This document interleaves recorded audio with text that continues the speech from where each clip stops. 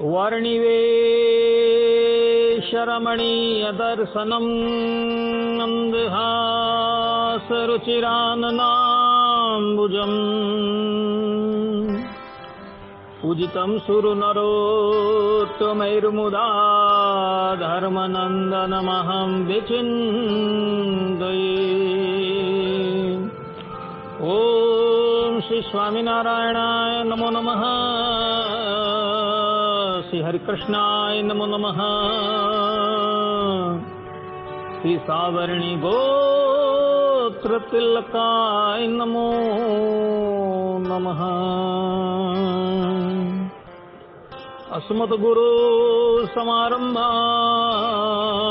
नाथयामून मध्यमाम् लक्ष्मीवल्लभपर्यन्तां वन्दे गुरुपरम्परा, वन्दे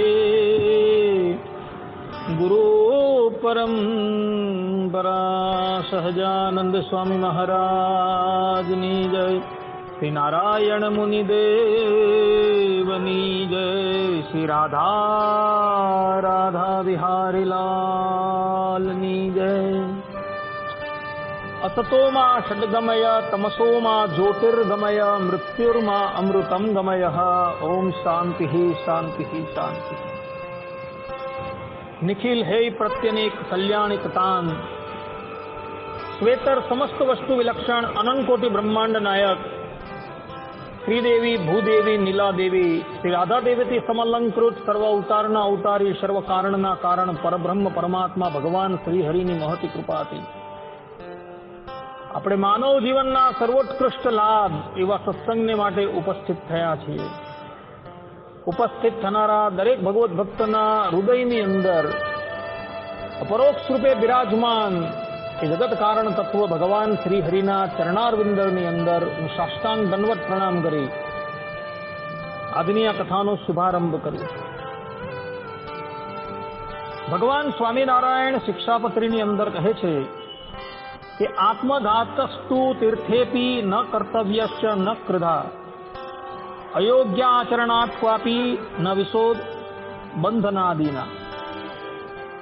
अर्थात आत्मघात तो तीर्थने विषे पण न करवो, ने क्रोधे करीने न करवो, अने क्यारेक कोईक अयोग्य आचरण थई जाय ते थकी मुंजाईने पण आत्मघात न करवो, અને ઝેર ખાઈને તથા ગળે ટૂપો ખાઈને તથા કુએ પડીને તથા પર્વત ઉપરથી પડીને ઇત્યાદિ કોઈ રીતે આત્મઘાત ન કરવો। ભગવાન સ્વામિનારાયણ શિક્ષાપત્રીના 14મા શ્લોકની અંદર પોતાના તમામ આશ્રિતોને આજ્ઞા કરતા કહે છે કે કોઈએ આત્મઘાત એટલે કે આત્મહત્યા ન કરવી। શા માટે? કારણ કે દુર્લભો માનુજો જન્મ, કે મનુષ્યનો દેહ જે છે એ દુર્લભ છે। ઐતર્ય ઉપનિષદની અંદર કથા આવે છે કે ભગવાને સ્થાવર જંગમ પશુ પક્ષી બધાની સૃષ્ટિ કરી ત્યારબાદ ભગવાને જ્યારે મનુષ્યની સૃષ્ટિ કરી ત્યારે એમને પૂર્ણતા પ્રાપ્ત થઈ। એ એટલા માટે કે મનુષ્ય સૃષ્ટિ કરીને ભગવાન એવું વિચારવા લાગ્યા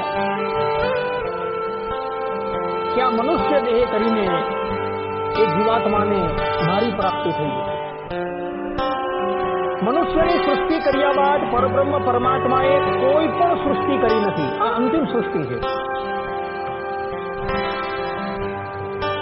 અને શાસ્ત્રોની અંદર મનુષ્ય દેહની દુર્લભતાના એટલા બધા વચનો જોવા મળે છે કે દેવતાઓ જે છે એ દેવતાઓ પણ આ મનુષ્ય દેહને ઈચ્છે છે। એવા દેવ દુર્લભ મનુષ્ય દેહ પ્રાપ્ત કરીને અલ્પ કારણ વસાત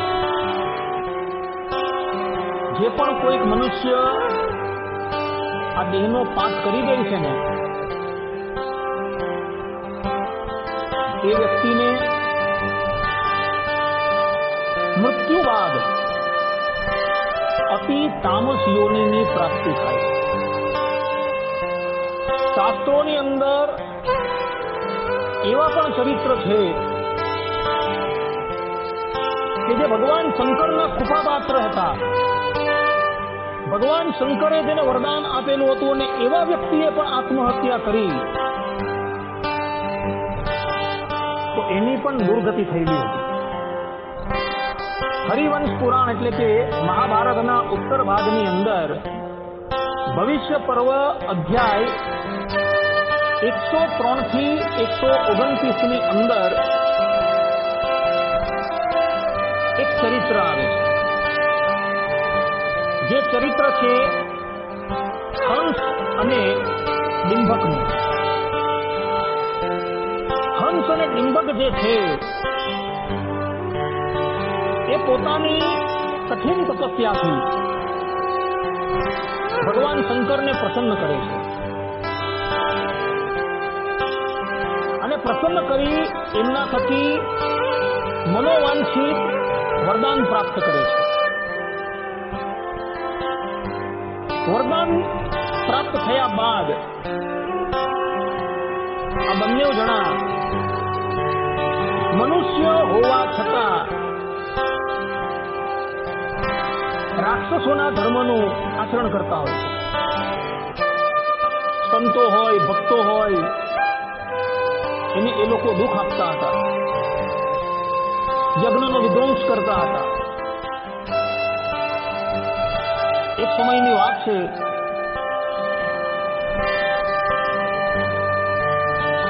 દુર્વાસા ઋષિ અને બીજા કેટલાક એમના શિષ્ય એક સ્થાન પર તપસ્યા કરતા હતા. એ વખતે દુર્વાસા ઋષિ સંન્યાસ ધર્મનું આચરણ કરતા હતા.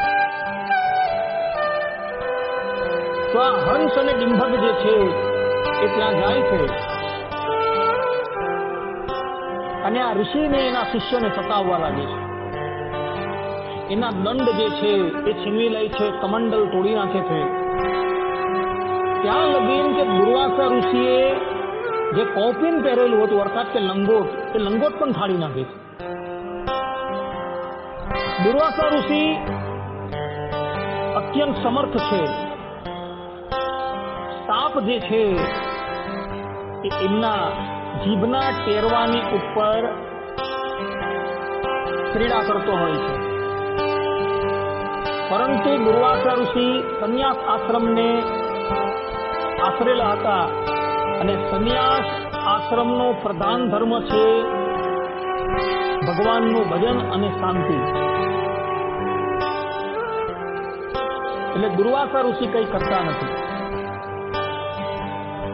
એ સીધા ત્યાંથી ભગવાન શ્રી કૃષ્ણની પાસે જાય છે. ભગવાન શ્રી કૃષ્ણ તે વખતે દ્વારકાની અંદર બિરાજતા હોય છે અને આ બંનેની ફરિયાદ દુર્વાસા ઋષિ ભગવાન શ્રી કૃષ્ણને કરે છે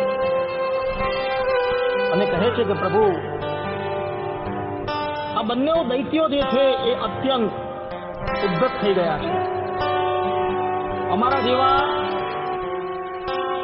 સાધુ સંતોને પણ એ અકારણ હેરાન પરેશાન કરે છે. પોતાના સાધુઓને આ પ્રમાણે પીડિત થતા જોઈ ભગવાન શ્રી કૃષ્ણ સમસ્ત યાદવોને આજ્ઞા કરે છે કે આપણું સૈન્ય જે છે એ સજ્જ કરો. પેલી બાજુ હંસ અને ડિંભકને પણ ખબર પડી કે ભગવાન શ્રી કૃષ્ણ પોતાના સૈન્યની સાથે અમારી સાથે યુદ્ધ કરવા માટે આવી રહ્યા છે. એટલે આ બંને જણાએ પણ પોતાનું સૈન્ય જે છે એ સજ્જ કરી દીધું. ભગવાન શ્રી કૃષ્ણ અને હંસ અને ડિંભકનું પુષ્કર ક્ષેત્રની અંદર ભયંકર યુદ્ધ થાય છે. ભગવાન શ્રી કૃષ્ણ, બળદેવજી, પ્રદ્યુમ્નજી, અનિરુદ્ધજી એ લોકોની સન્મુખ આ હંસ અને ડિંભકનું સૈન્ય જે છે એ ટકી શકતું નથી અને એ લોકો મેદાન છોડીને ભાગી જાય. અને ભાગતા ભાગતા એ લોકો વ્રજભૂમિની અંદર આવે છે અને વ્રજભૂમિની અંદર આવેલા ગોવર્ધન પર્વત પાસે આ બંને જણા રોકાઈ રહે છે. ભગવાન શ્રી કૃષ્ણ અને યાદવો પણ એ લોકોનો પીછો કરતા કરતા વ્રજમાં પધારે છે અને તે સ્થાનની ઉપર પુનઃ યાદવો અને આ હંસ અને ડિંભકનું ભયંકર યુદ્ધ થાય છે.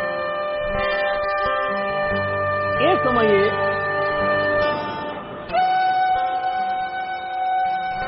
ભગવાન શ્રી કૃષ્ણ હંસની ઉપર વૈષ્ણવાસ્ત્રનો પ્રયોગ કરે છે, જેથી ભય પામી હંસ જે છે એ પોતાના રથ ઉપરથી કૂદી પડી યમુનામાં આવેલા કાલી નાગના ધરામાં જઈને સંતાઈ જાય છે.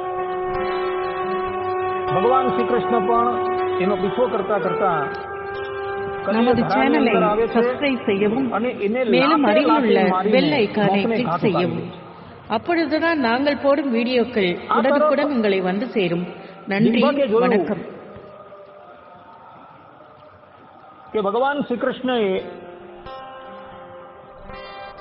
મારા ભાઈને ખૂબ તારીફ કર્યો છે, એટલે એ બળદેવજીની સાથે યુદ્ધ કરતો હતો.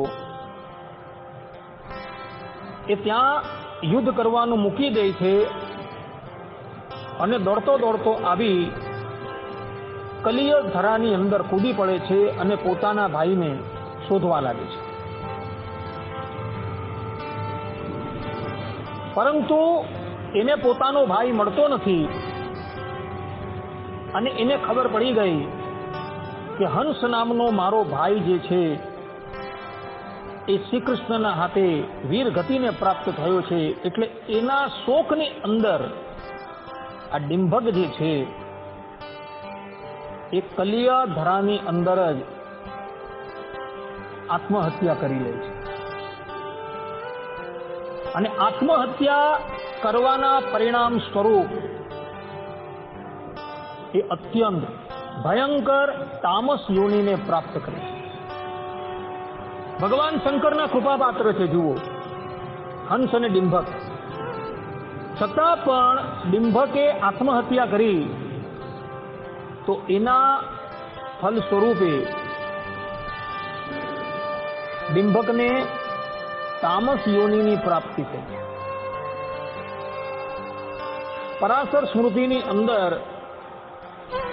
ચતુર્થ અધ્યાયના 2 શ્લોકની અંદર કહ્યું છે કે આત્મહત્યા કરનારો મનુષ્ય 60,000 વર્ષ સુધી અંધ ત્રામીસ્ત્ર નામના નરકની અંદર વાસ કરીને રહે છે. પૂય શોષેણ સંપૂર્ણે ત્વંદે તમસી મદ્ગતિ 60 વર્ષ સહસ્ત્રાણી નરકમ પ્રતિપદ્યતે. વિચાર કરો, ભગવાન શંકરનો કૃપાપાત્ર છે, છતાં પણ જો આત્મહત્યા કરી તો એના પરિણામે એણે ભયંકર યોનિમાં જવું પડ્યું. મહાભારતના કર્ણ પર્વની અંદર 70મા અધ્યાયના 28મા શ્લોકની અંદર કહ્યું છે કે ભાઈનો વધ કરવાથી જે અત્યંત ઘોર નરકની પ્રાપ્તિ થાય છે તેનાથી પણ ભયંકર નરક જાતે જ પોતાની હત્યા કરવાથી પ્રાપ્ત થાય છે. પોતાના ભ્રાતાનો વધ તમે કરી દેવો, જેનાથી તમને ઘોર નરકની પ્રાપ્તિ થાય, એનાથી પણ ભયંકર નરકની પ્રાપ્તિ ક્યારે થાય છે? તો જ્યારે આત્મહત્યા કરવામાં આવે ત્યારે. હત્વાત્મનમ આત્માના પ્રાપ્નુયાત ત્વં વધાત ધાતુર નરકમ ચાદિ ઘોરમ. આ પ્રમાણે મહાભારતના કર્ણ પર્વની અંદર કહ્યું છે. માટે ગમે એવી ભયંકર પરિસ્થિતિ આવી જાય તો પણ આ શાસ્ત્ર વિરુદ્ધ કર્મ જે છે એ ક્યારેય ન કરતા. આ સંબંધની અંદર પુરાણોની અંદર એક બીજું પણ ચરિત્ર આવે છે. પુરાણમાં આવે છે, ઇતિહાસમાં આવે છે. એમાં ઇતિહાસમાં મહાભારતના શાંતિ પર્વમાં અધ્યાય 180માં આ ચરિત્ર આવે છે. વાત એવી હતી કે પૂર્વકાળની અંદર કાશ્યપ નામનો એક ઘણો મોટો તપસ્વી હતો. એ ઋષિનો પુત્ર હતો એટલે સંયમિત હતો જ. એક દિવસની વાત છે, એઓ કોઈક સ્થાનની ઉપર જતા હતા. ત્યાં કોઈક ધન મદાંધ વૈશ્યએ પોતાના રથના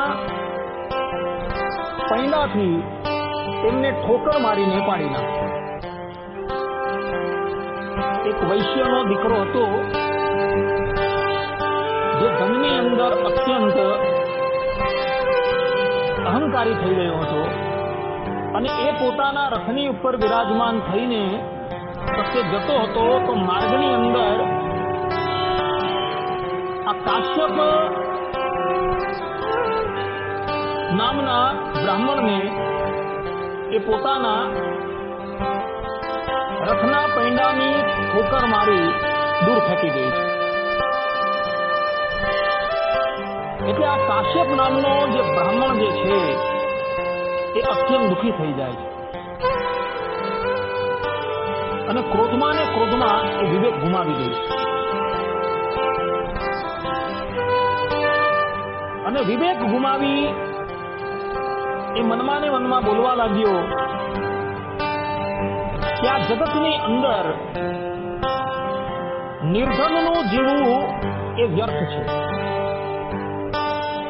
અતઃ હવે હું આ નિર્ધનતાથી કંટાળી આત્મહત્યા કરી લઉં, જેથી કોઈ પણ વ્યક્તિ મારો ઉપહાસ ન કરે. આ પ્રમાણે મનોમન નક્કી કરી એ આત્મહત્યા કરવાનો વિચાર કરતા હતા. એવા જ સમયની અંદર દેવરાજ ઇન્દ્ર એની પાસે શિયાળનું રૂપ ધારણ કરીને આવ્યા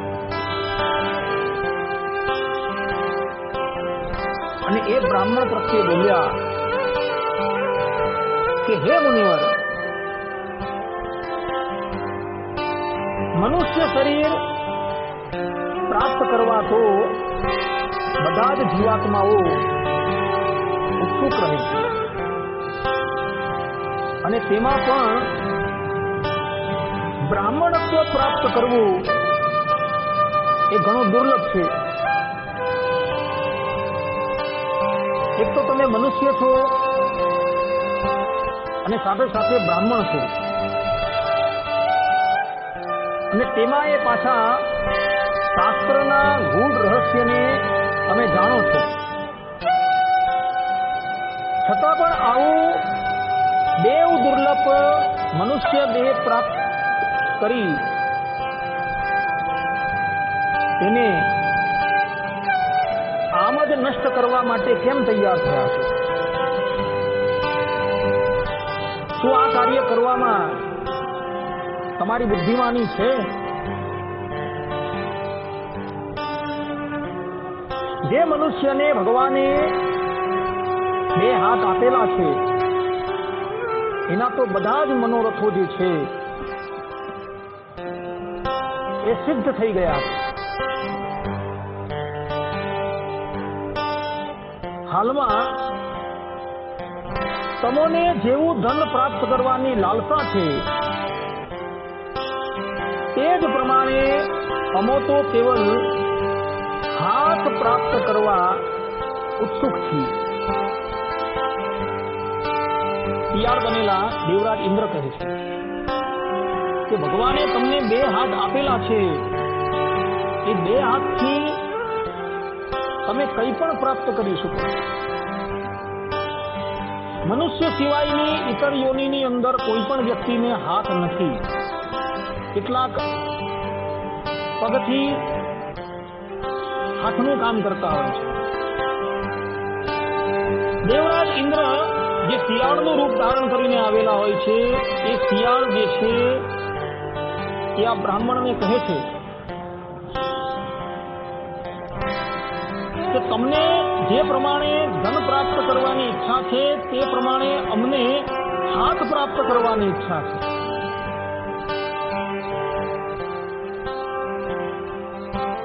અને હાથ પ્રાપ્ત કરવાથી શ્રેષ્ઠ સંસારમાં બીજો કોઈ લાભ નથી. માટે તમે તમારા આ વિચારથી નિવૃત્ત થાઓ. તમે જે કરવા માટે જઈ રહ્યા છો એ તદ્દન અયોગ્ય વાત છે. શિયાળ કહે છે કે મારા શરીરની અંદર અસંખ્ય કાંટાઓ ભોકાયેલા છે, પરંતુ હાથ ન હોવાથી હું એને કાઢી શકતો નથી. પરંતુ જેને ભગવાને હાથ આપેલા છે એના ભાગ્યની શી વાત કરવી. એવો વર્ષા શીત સુખથી પોતાના કષ્ટનું નિવારણ કરી શકે છે કે જે કષ્ટ હાથ વગરના દિન, દુર્બળ અને મૂક પ્રાણી સહન કરે છે. સૌભાગ્યવશ તે તો તમારે સહન કરવું પડતું નથી. માટે ભગવાનની ઘણી કૃપા સમજીને તમે તમારા વિચારથી મુક્ત થાઓ.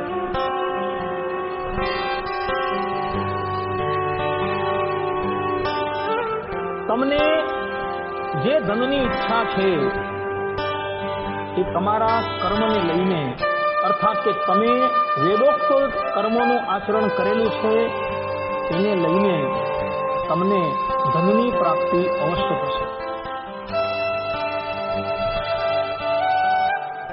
આ પ્રમાણે જ્યારે દેવરાજ ઇન્દ્રએ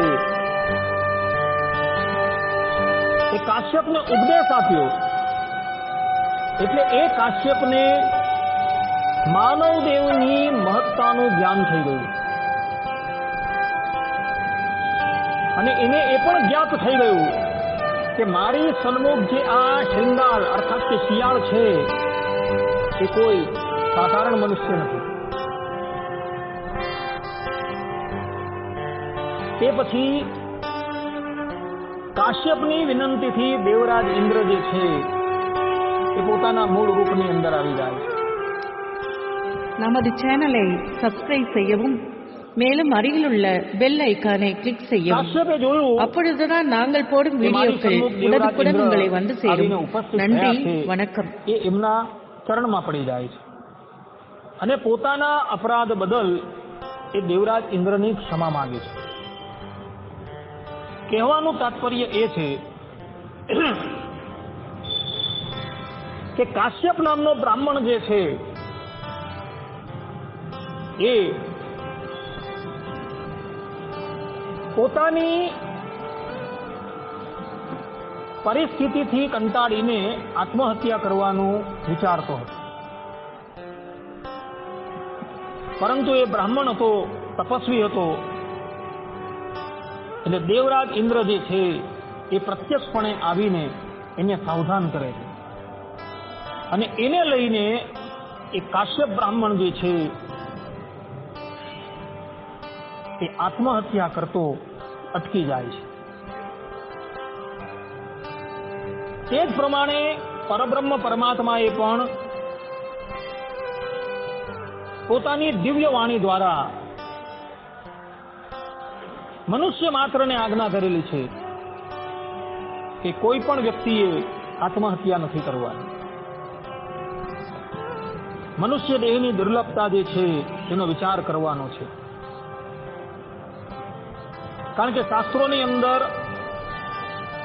એવા પણ વચનો જોવા મળે છે કે આત્મહત્યા કરનારો વ્યક્તિ જે છે એ પ્રેત યોનિની પ્રાપ્તિ કરે છે. જેમ કે વિષ્ણુ ધર્મતરની અંદર તૃતીય ખંડ અધ્યાય 237 46મા શ્લોકની અંદર કહ્યું છે, તાંસે પ્રત્યાભિગચ્છન્તિ યે કે ચ આત્મહનો જનઃ. અર્થાત કે આત્મહત્યા કરવા વાળો પ્રેત યોનિની અંદર જાય છે. આ પ્રમાણે વિષ્ણુ ધર્મોત્તરની અંદર આવા વચનો જોવા મળે છે. પ્રેત યોનિની પ્રાપ્તિ.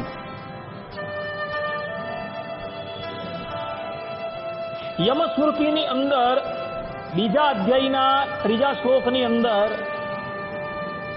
સ્વયં યમરાજ કહે છે કે જો આત્મહત્યાનો પ્રયાસ કરનાર મનુષ્ય કોઈ રીતે બચી જાય છે અથવા જે સંન્યાસ ગ્રહણ કરીને તેને છોડી દે છે તો તે પ્રત્યવસિત કહેવાય છે.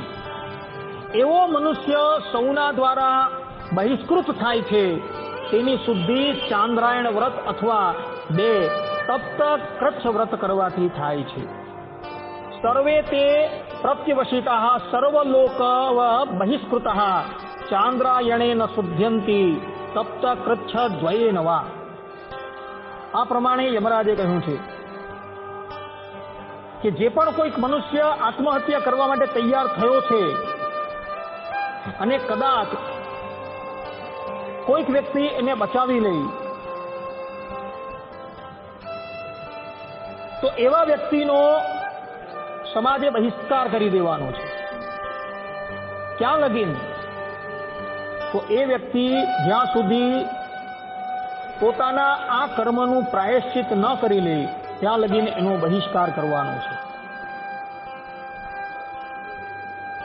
આ પ્રમાણે આત્મહત્યા કરવાનો પ્રયાસ કરનારા મનુષ્યએ પોતાની શુદ્ધિને અર્થે ચાંદ્રાયણ વ્રત કરવાનું છે અથવા તો 2 તપ્ત કચ્છ વ્રત કરવાના છે જેથી કરીને એની શુદ્ધિ થાય.